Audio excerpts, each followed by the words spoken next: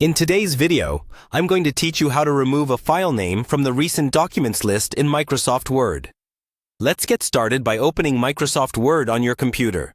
You can open either a blank document or any existing file. It doesn't really matter for this process. What we're interested in is the Word Start screen, or the main window where you normally see a list of files you've recently worked on.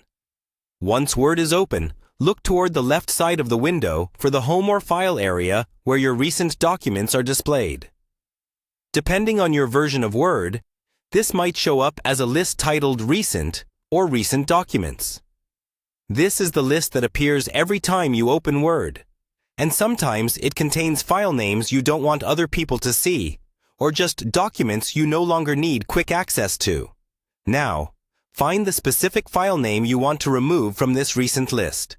Take a moment to make sure you've identified the correct document, because this process will remove that shortcut from the list, and you'll need to browse for the file manually later if you want to open it again. Remember, you are not deleting the actual document from your computer.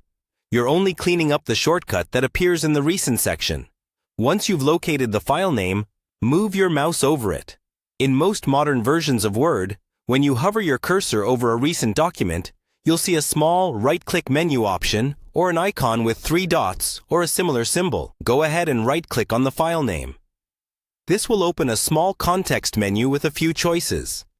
In that menu, look for an option that says something like Remove from List or Clear from Recent. The wording can vary slightly between different Word versions, but it always means the same thing.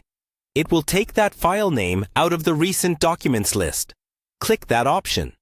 As soon as you click it, the file name should disappear from the list. Again, your document is still safely stored wherever you originally saved it.